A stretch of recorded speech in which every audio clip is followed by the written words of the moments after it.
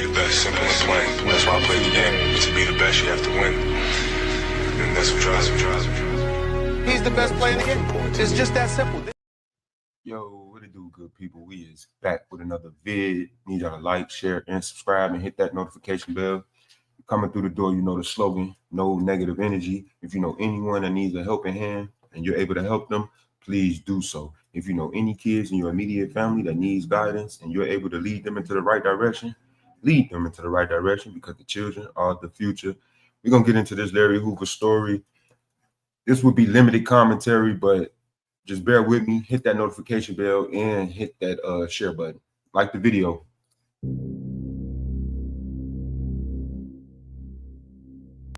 1973, according to court documents, Hoover allegedly orders the execution of William Pookie Young for robbing one of his narcotics houses.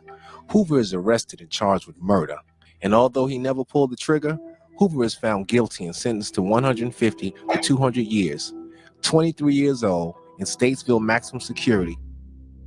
I feel like they give people those numbers like that just so they know they're not getting out. Just so they know they're not getting out. In prison, he is still viewed by police as the leader of the state's largest and most dangerous street gang. Joni Lum is here with the latest on today's raid. Joni? Sonia and Dave, authorities believe Larry Hoover is running an enormous gang operation from inside the Dixon Correctional Center where he is housed. Chicago, Illinois, and IRS agents carried out a federal warrant at the offices of Save the Children Promotions, looking for evidence of income tax evasion and money laundering. The 44-year-old acknowledged leader of the Black Gangster Disciples has been in prison since 1973 for a drug-related murder. At several parole hearings, he's claimed he's a changed man who is no longer violent. Today, police spent about 2 hours combing through the records of Save the Children on the South Side. They seized half a dozen cardboard boxes and file cabinets of financial records and also $7,000 in cash. Police say the charity organization has legitimate operations, but they also believe it is a front for an effort to get Hoover out of jail.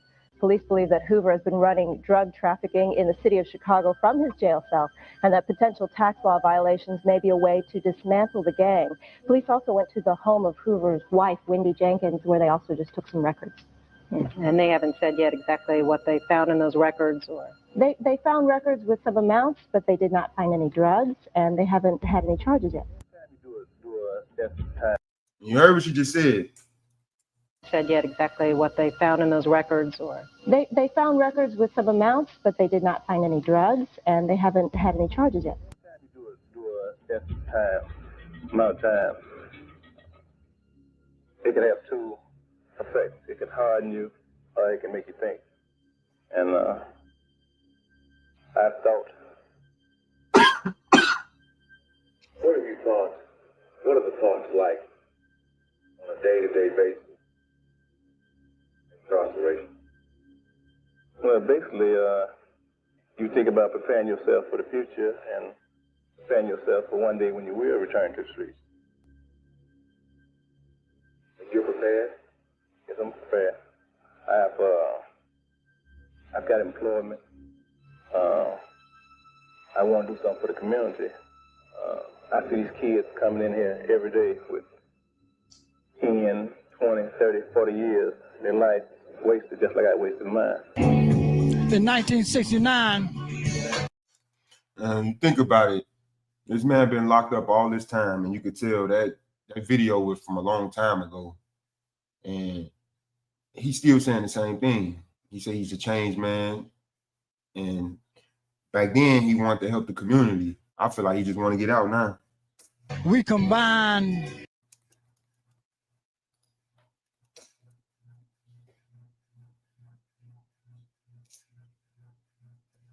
things and two princes. Very instrumental. I believe he did. So I had to say we moved to there. Hoover had this vision, and Larry Hoover, had this vision for the Gangster Disciples, and they followed it. Hoover modeled the GDs like a big corporation. He appointed himself chairman and set up a board of directors inside the pen and another one on the streets. The fact that Hoover was serving life at a state prison in Dixon, Illinois, did little to thwart his ambitions. Larry Hoover was very, very sharp in terms of flying under the radar. He didn't walk around flying colors. He didn't walk around flashing signs. He was very low-keyed in his presence. Yeah, when you got that type of status, yeah, you're supposed to be low-key. Low-key out throwing up gang signs for. Hoover took advantage of the state prison's liberal rules to hold scores of meetings with gang members over the phone and in the visitation room. There were certain board members that could meet with him, and he would give direction as to what he wanted done. The board members would listen to him and carry out his orders. These GD leaders passed orders down to foot soldiers, who then carried out the gang's business on the streets. He had developed his organization to a point where he had several layers that made it very difficult to ever implicate him on anything. He was one of them type of players that moved in a certain way. He was one of them type of guys that moved and you didn't even know he was moving. He made the calls, you know? He made the calls to get stuff done, you know? That's why a lot of people took up under him like they did, but like his son say, and like he said, he a changed man. He not with none of that. He don't even want to associate himself with that. You got a lot of people out here that found out this man was being released from federal prison, and they got so excited, they just went off. And it's like a lot of stuff they were saying, people could use that, like they could use that, like to show like he still got influence, like for real. 1978, Hoover solidified his power base behind bars. He convinced Black, white, and Latino prison gangs to unite under one banner while serving time. The alliance gave them unprecedented control.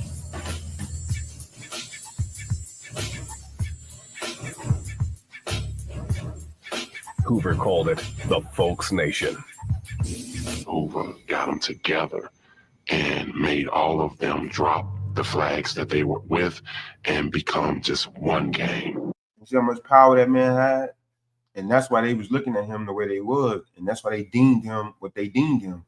This man has so much power. And a lot of people don't understand it because they so caught up with the mind mentality that got them fucked up. That's the crazy part about it. So a lot of people, they celebrating, but they celebrating for the wrong reasons. Celebrate that this man is going to be released, hopefully, you know? They celebrating for the wrong reasons. Celebrate that this man coming home to his family. With his power inside cemented, Hoover flexed his muscle on the streets. He imposed a tax on all drug sales made on GD turf. In exchange for the right to sling dope, dealers had to share 70% of their earnings with the GD leadership. Hoover's enforcers made sure that everyone paid up. Ain't no difference. The mob was out here extorting people. They was extorting actual businesses. You couldn't have a business on this block or on this strip unless we get part of it, you know? We need some of that money you making over there. And no matter if it was a grocery store, flower shops, bodegas, that's what they was doing. We had to pay dues, you know what I'm saying? Every week they said that this money was going to be used to buy guns, clothing, pay rents, lawyers, things of that nature. In the late 1980s, the explosive rise of crack cocaine transformed Hoover's organization into a drug empire. The GDs amassed yearly profits in the tens of millions of dollars, but they always wanted more, snatching up drug turf from rival gangs. That's why there was so much violence, because they tried to acquire as much territory as they could in order to sell the narcotics and generate more revenue. There aren't kids anymore in the gang. This isn't the West Side Story of the 1950s movie. These are businessmen. This is the new outfit. The late 80s and very early 90s, they became a national force by And you think about it, the Gangster Disciples is a well-known gang. It's a big gang. It's spread all over the United States. This man literally had power. Rest in peace to David Barksdale. Recognizing outside markets outside of the city of Chicago and began putting their members into various cities throughout the United States. The Gangster Disciples are now in a position to import narcotics from foreign countries. They're controlling the distribution of narcotics in Chicago. The GDs have other ways of identifying themselves, from brandishing black and blue colors to signing to the right. That means cocking their hats to the right, crossing their arms to the right, or rolling up their right pant legs. And they use hand signals and handshakes to tell friend from foe. When you approach someone with a handshake and he said that he was a part of your gang, as soon as you shake his hand, he know what fingers to throw up to you, which fingers to intertwine with other fingers. And if he didn't know that, then he could be jumped on immediately. Ideology, street gangs. One teenager don't like the other teenagers because the way he wears his hat. Because his ideology is different from his. A disciple don't like a vice lord. The GDs school themselves in the gang's constitution and 16 codes of conduct, written by the chairman, Larry Hoover. These codes shape every aspect of how they live and work. First one was silence and secrecy. That's where you didn't talk to no non-members about organization business, period. The chairman came up with a little saying, which was, if the duck wouldn't have quacked, he wouldn't have wound up on the hunter's dinner table. It's your mouth that gets you in trouble. Other rules forbid GD members from using drugs, showing disrespect, and drawing the attention of the police. The GDs enforce a variety of punishments for those who break the rules, from fines to beatings to death. Larry Hoover. The membership in today's day and age, they don't even know who he is. They don't even know what he looks like. They dominated the... He had so much influence, people were still screaming on Larry. That's how much influence he had, especially across the city, but just think about across the United States. The gangster disciples are spread across the United States. Drug trade in cities across the Midwest. It's like a cancer, it spreads. You got gangster disciples on every street corner. Not since the days of Capone has a Chicago gang ruled with such bloodlust. They will assault you, beat you, shoot you, threaten your family, threaten your children. The more fear, the more respect. Oh, yes. Torture, dismemberment, murder. It's strictly business for the GDs. It's like that. It's real out here, man. Their simple goal, more money and more power. Q says he worked as a shooter for the GDs when they battled their rivals for drug turf at the Cabrini Green housing projects. For every person you shot, you get points, and points added up to respect in the neighborhood and ultimately leadership position, Because every gang wanted to expand its territory, places like Cabrini Green turned into war zones, torn apart by sniper fire. Every day it was a constant tug of war over area, and the only way that you can keep somebody at bay is to keep applying pressure every day. The early 1990s, the frequency and brutality of gangland crime stirred up federal law enforcement. Agents from the Bureau of Alcohol, Tobacco, and Firearms joined forces with the Chicago Police Department to wage a massive sting operation against the GDs. It's time to take them off. It's time to stop the violence. Authorities took aim at the upper echelons of the gang, including Chairman Larry Hoover, in the hope of crippling the GD's multi-million-dollar drug empire. By wiretapping Hoover's frequent phone calls from state prison, the feds discovered that he was laundering drug money. I don't know why and what reason to get into it, because he was a child that's always understood. He would go out there, if he pulled, took a little way and went to the NP. At that time, we had A's and P's and delivered people's groceries. Larry's gonna bring that money home. And give it to me. He made sure that we didn't suffer even of a kid coming up. That's that puts him there. Very family orientated. He's a family man. He took care of the family. And that's what a lot of these guys don't do out here. A lot of these guys get the money and they for self. And they don't think about the family. And the streets is fucked up because these kids don't got nobody to look up to at the end of the day because everybody for self. It's supposed to be each one teach one, but half these motherfuckers don't know shit anyway. So how can they teach somebody else shit? It's all about robbing and scamming, drug dealing and killing. That's what it is about here. And everything is over sexualized, so the women can't teach nothing either. It's sad. And he was a good brother. You know, we had 3 brothers. Well, I did have 3 brothers. I only have 1 now. 2 is deceased. But Larry was always understanding. He was the oldest. You know, during holidays, he was always there. You know, Christmas time, by my mom being the mom and dad in certain situations, he would always say, "Mom, don't worry about me." Make sure Diane and Ronnie and Charles Ray was taken care of. When I think of Larry Hoover, I think of 2 scenarios. One is this monster that the government wanted to create. Mr. desires to leave. This was this horrible person who ran a gang from a prison for over 20 years.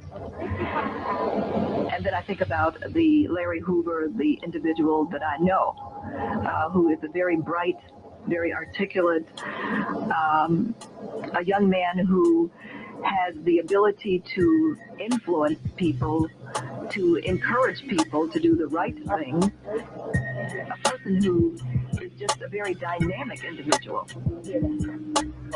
All I can say is that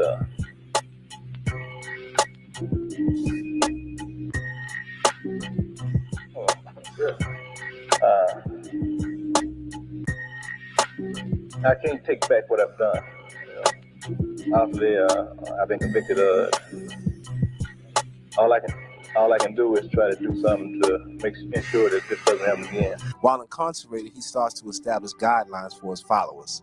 And like any good thinker, he puts it down on paper. And the paper is known as the blueprint.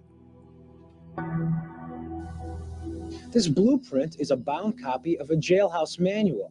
ATF recovered this manual as a jailhouse, almost a Bible for the street gang. Growth and development. It's GD. It's the same thing. This is just a bound version to cover up what these guys are putting together. Look at him, cooning for the people. Look at him. Coon, you honky.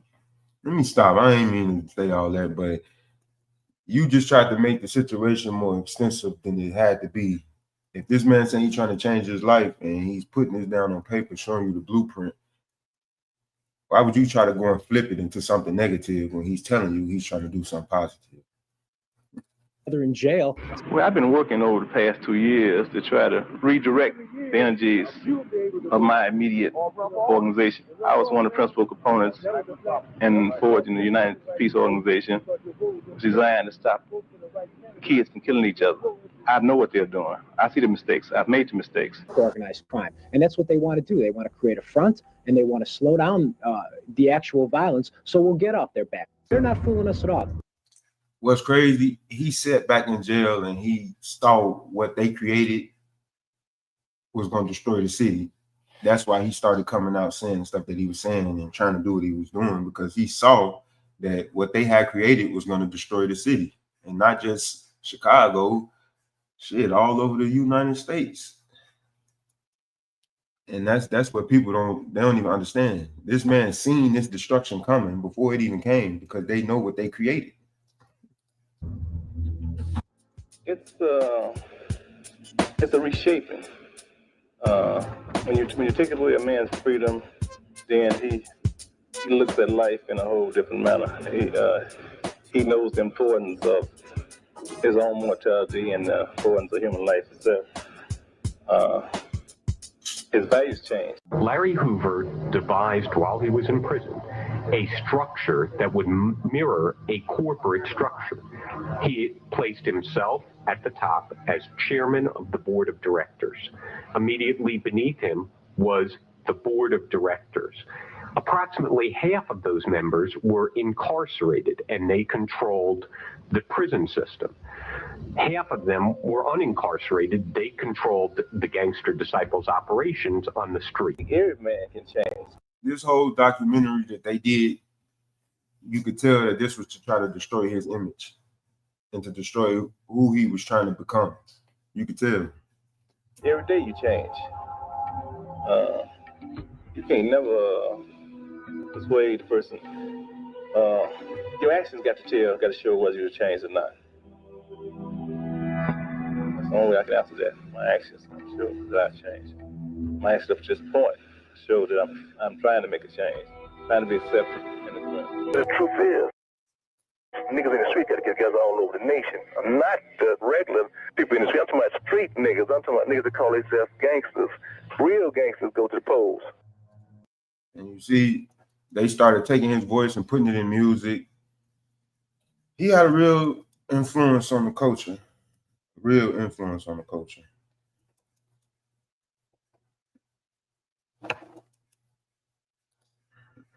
But yeah, man coming home, hopefully.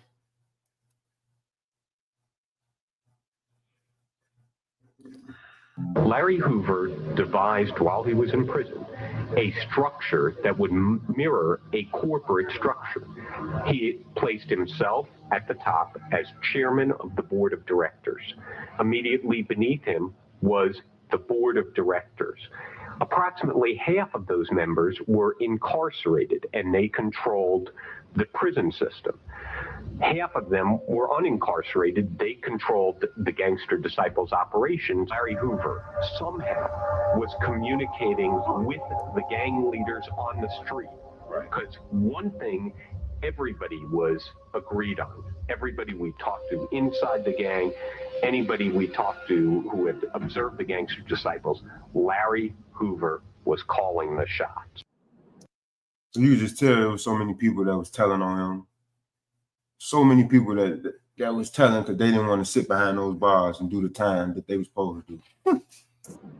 Bugging a visitor's pass, maybe that's not just a crazy idea. I wonder if that could be technically possible. And let's get the group in here and let's brainstorm this. You create these visitor badges, and we'll implement them at 4 separate institutions so that nobody is terribly suspicious. Because if you introduce something new to a prison system, the prisoners will be quite alerted to the fact that there's something up. A wire was implanted in all of the visitors' passes at Hoover's jail, allowing the government to hear all said without the knowledge of even the visitors, and of course not.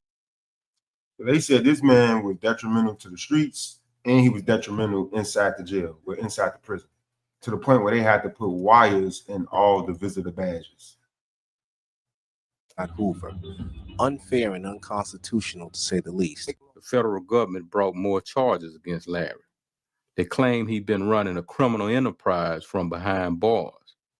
During his trial, it was revealed that the visitor's badge they clipped on me was actually a recording device. The first thing that became apparent was these tape recordings were very difficult to hear. There was a lot of background noise, a lot of distractions. And of course, Larry Hoover and his visitors weren't screaming out the conversations about this illegal activity.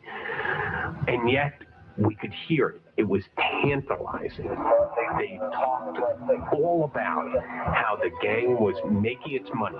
Directions from Larry Hoover about who would run the operation. Directions about where the drugs would go. Who they should get the drugs for. As defendant Hoover and 6 others accused of being his top lieutenants looked on, a Chicago police officer explained why the federal government decided to bug Hoover's visitors at a downstate prison. Mary Hodge told the jury Hoover simply wouldn't discuss gang business on prison telephones. They've been monitoring every one of his conversations in an effort to bring more charges against him. You take the government's position and say, this is what Mr. Hoover said when he didn't know that the government was listening. You have to also take these portions where he also didn't know that the government was listening, and he talked about the good things that this organization was becoming and the things that this organization was doing to be helpful to the community. First Century Vote is the political proponent of this whole evolutionary change. Okay? It's a gang force using a political banner. The concept is to make them niggas vote. Anytime you do a extensive amount of time, it can have two effects. It can harden you, or it can make you think. And I thought, what have you thought? We gotta think about it. This man been locked up for a long time. Free this man. Ain't no telling if he's sick, going through it. We don't know none of that. Let this man just be around his family if that is the case. Let him see his family, his children and stuff. You know, don't let this man die behind bars like that. No. What are the thoughts like on a day-to-day basis in incarceration? Well, basically, you think about preparing yourself for the future and preparing yourself for one day when you will return to the streets. If you're prepared, yes, I'm prepared. I've got employment. I want to do something for the community. I see these kids coming in here every day with 10, 20, 30, 40 years. Their life is wasted just like I wasted mine. Because ideologies, street gangs, one teenager don't like the other teenager because the way he wears his hat. Because his ideology is different from his. A disciple don't like a vice lord. We all black people. The 9 women and 3 men on the jury get a glimpse of what's ahead. The federal government. We've seen all that take place throughout childhood history that, let's say, this generation that's 30 where I'm at now, and I say, yeah, 30 in the mids, they seen all that. Vice lords against the GDs, the Stones against the GDs. You couldn't go in this territory because it was gangster disciples over here. Then you got the moles over here. They was going back and forth and feuding. Like I said, they knew what they started and created. So by him sitting back in the prison, he thought about everything that was taking place and he knew where it was going. And he see today what's really taking place out here. He thought about this 10, 15 years ago. He knew this was coming. Alleges Hoover continues to run the gangster disciples from his prison cell. He and the 6 others are on trial accused of running a multi-million-dollar drug ring, dealing heroin, cocaine, and marijuana. Prosecutors also believe the defendants funneled drug money into political organizations like 21st Century Vote. Speaking for 2 hours, U.S. Attorney Ronald Safer tells jurors he has no doubt the evidence will prove guilt, including secretly taped audio recordings. Safer reveals the jury will hear for itself conversations between Hoover and fellow gang members. The verdict, as just read, as to count 1, were true and individual verdicts. They put a hit on him. The hit wasn't to just shoot him or anything of that nature, because he's still useful. Juror number 5, juror number 6. Larry was convicted again and sentenced to 6 life terms in federal prison, on top of the 200 years he was already serving.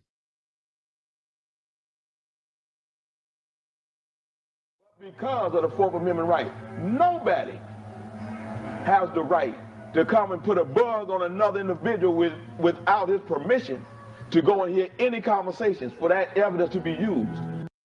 They tried to get this man in every way possible. This one, they know they wanted to convict this man and throw him under the jail.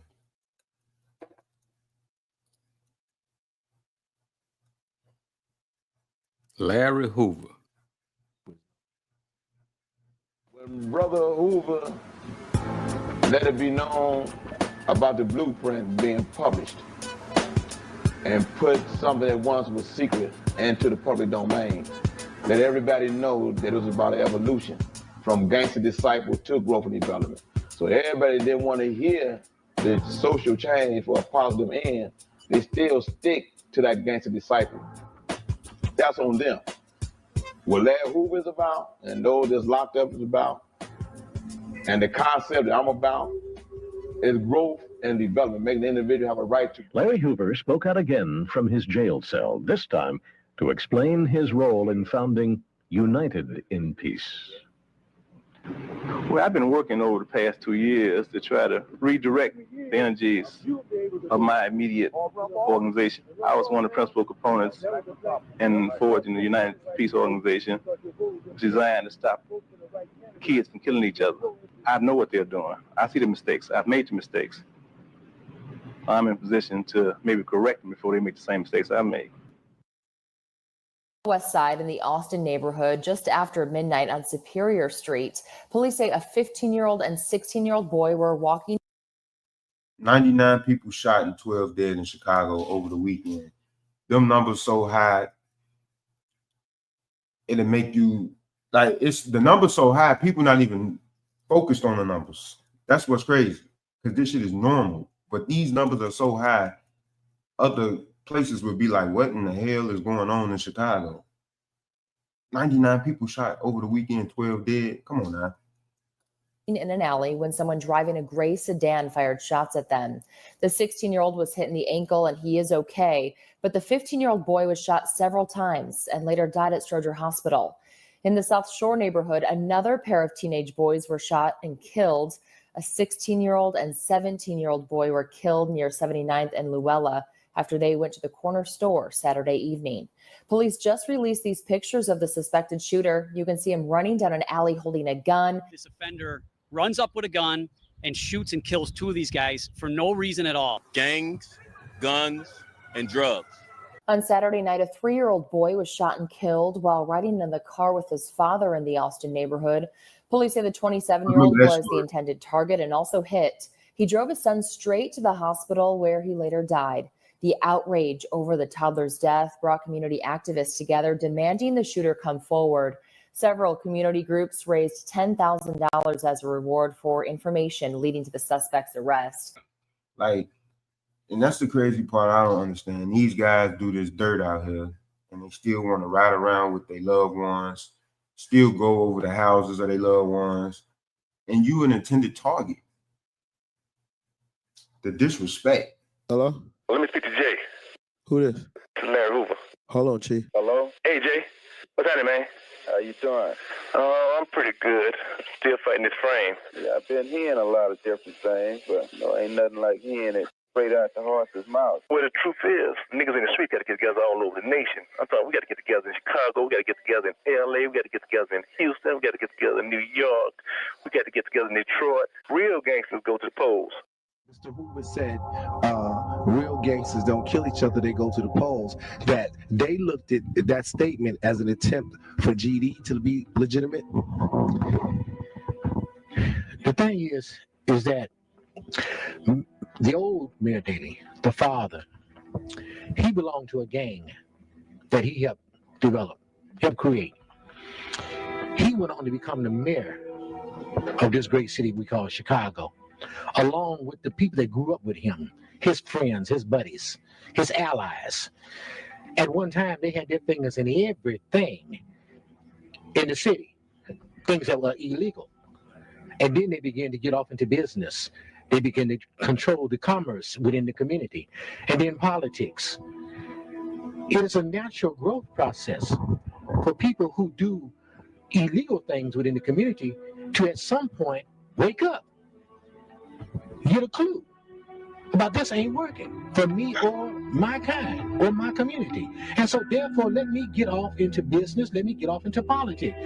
When Larry began to talk in those kinds of terms, they put an X on him. Can't let no man with that type of power do nothing like that. You know what he would have became? Larry Hoover is here with us today, and he's a prisoner that was focused on. He has 6 life sentences, and they have him next to the Unabomber doing 23 and 1. What did he do, Larry? What happened? What did he do? Why is he in? Yes, tell us the story. Allegedly, it's for conspiracy from prison, from state prison. It's alleged. But we do believe, even if he did commit those crimes, the sentence was overly broad. To What was the sentence? 6 consecutive life sentences in the most secure prison in the world, also known as clean version of hell, for basically an economic crime. What prison is that? ADX Supermax in Florence, Colorado. They house Unabomber, Al-Qaeda operatives, mass killers, Oklahoma City bomber, things of that nature. How old is he? How old? 68. He's 68 years old? 68 years old. And really the reason why they imprisoned him is because he started doing positive for the community. He started showing that he They got this man next to the Unabomber. Sad. actually had power, that he wasn't just one of a monolithic voice, that he could wrap people around. So there's theories that there's infinite amounts of universe and there's alternate universe. So it's very important for me to get Hoover out, because in an alternate universe, I am him.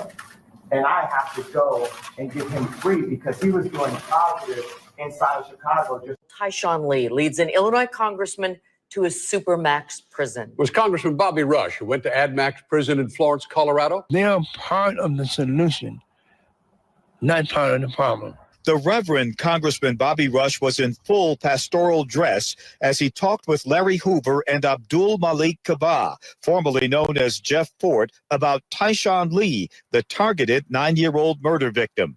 They knew about it and they were appalled at it. Hoover, who co-founded the Gangster Disciples, has been in prison since a 1973 murder conviction. Fort formed the Black Keystone Nation in the 1960s. In Chicago, say the police, 100,000 gang members. In the suburbs, 15,000 more. Ron Cathy, I'm outside the most secure prison in the United States. It's where Congressman Bobby Rush held private meetings today with 2 of Chicago's original gangsters. Tell those youngsters to stop the killing. AdMax houses just under 500 of America's worst criminals, including 9/11 conspirator Zacarias Moussaoui, the shoe bomber, the Unabomber, Oklahoma City, and Olympic bombers, to name a few.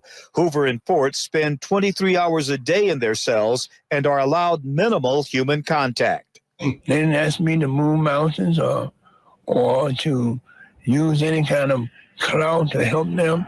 Rush is convinced that if Hoover and Fort are allowed to communicate, they could help the now desperate effort to stem Chicago's violence. Old man made it to the step down, huh? Yeah. Them and no Fort had to sit down for lunch. Yeah, that's why I knew they in there together, right? Mm-hmm. Yeah, that's a blessing. Hopefully that he attempted quick, but I mean, I pray for it and all that, but I just don't see it happening, you know what I mean? But hopefully it do, it will. Because I've seen them do that so many times, they'll let you make it right there and keep you right there for 20, 30 years. But once the people get behind you, man, sometimes that's what counts, you know. Exactly. Especially the right people, you know. That's right. People need to rally behind old man, an honorable old man, and people get behind their own people and all this and that. He won out. Brother Hoover, that is in prison today. You have him out there in Florence, Colorado. I read his life. He once was in criminal enterprise, but GD, he changed it to mean growth and development. And when Larry Hoover changed the aim of the so-called gangster disciples to growth and development and began to guide them into absolutely good things, you arrested him in prison and gave him 4 or 5 life sentences. Why did you do that? You were afraid. Because Larry Hoover had the ability to organize young black men in particular. Larry Hoover is an example of a man that was turning his life around. And as soon as he tried to turn his life around, they hit him with 6 life sentences. So I believe you say don't tear down the statues. Larry Hoover is a living statue. He's a beacon for us that needs to see his family, that needs to go out and represent. When you have got 43 in, man. You know what I mean? And then if people open up their eyes and just look at his case, you'll see that he's been straight railroad. It's straight BS. The man in the joint, they give him that all this other time just so he can't make it to the free work. Because they scared him because he got a little political power now. Because about him being conscious, that means that he can, sway the people towards a vote. And that's what they don't want. He ain't about all this stuff that they trying to put on him. He ain't with that self-destruction. You know what I mean? That doesn't even fit him. That's dumb stuff. That's what they want people to believe. You know what I mean? And then you got these ignorant youngsters out there that they'll be talking about, if he came home, what they'll do to him. This and that. That's stupidity to even talk like that. Once upon a time, they could have got away with that. You know what I mean? They couldn't get away with that being around nobody like myself. And I wouldn't accept it. You know what I mean? You can't even talk like that around me about the old man, I sacrifice everything I got. I'll be going back to Colorado and be happy. I'm gonna play that back for y'all. This how much power this man got. Accept it. You know what I mean? You can't even talk like that around me about the old man, I sacrifice everything I got. I'll be going back to Colorado and be happy about it. But I'm not gonna always be talking like that about the old man around me. If you read the judge's opinion, you'll see that the judge said, I'm going to do this, disagree with a colleague and everything. So I'm not going to railroad this guy just because of, what he's accused of. And sure, I'm sure he got a bad background in this and that, but I'm not going to railroad him. He still is worthy of the law. And I'd like to see him at least get out of there, but I'd like to see him make it to the world. Well, the big issue, the issue that when I reviewed everything that everybody, any lawyer that had anything to do with this case thought was the biggest issue of the case was the suppression of the tapes themselves. There's federal statutes that guide the process of the wiretaps, how these tapes are sealed, and they didn't follow, the government didn't follow the procedure that's dictated by the statute. I think the Vienna tapes should not have been allowed, basically because we believe that the government obtained these tapes illegally, in violation of the wiretap laws, in violation of the U.S. Supreme Court laws dealing with wiretap. We live in a society that believes in redemption.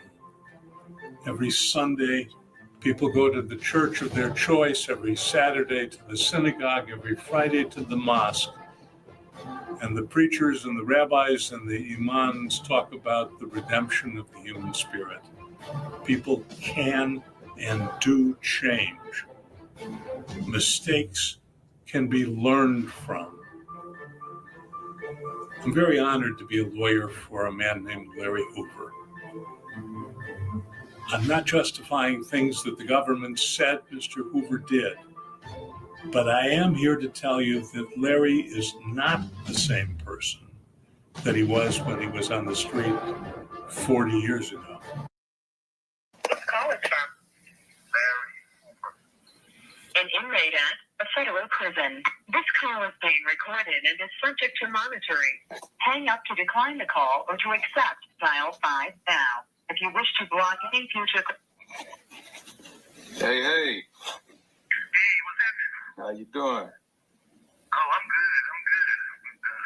Optimistic. Yes, it's a beautiful time to feel that way. Yeah. Hey, all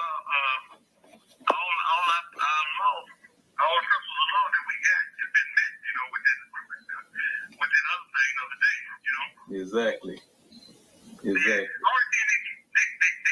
discretion, Yeah. We got to fight against that, but we won't know exactly what we're up against until the response comes. Right. Yeah, I believe it's a matter of time right now.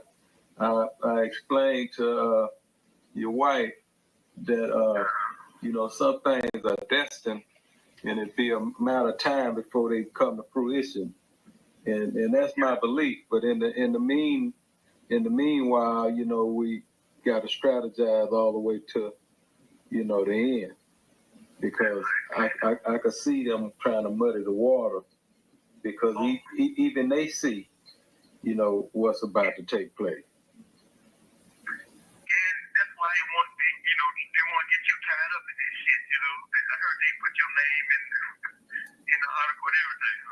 Yeah, but that's okay. That's okay. You know, I'm used to them doing that, and I don't mind standing where right is concerned.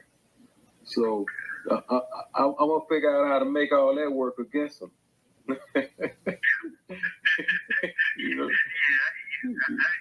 you know, because you know, all I ever been was a law-abiding citizen. So you know what I mean, and I wouldn't be down with something that's not right or illegal. So this is just the right thing to do. Open our ears and our hearts to Larry Hoover's plan to make the city of Chicago and other cities safe communities worthy of our support. Yeah,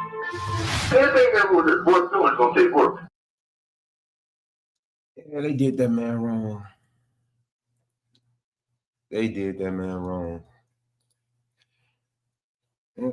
So like, share, and subscribe. Hit that notification bell. Read the People TV. Go.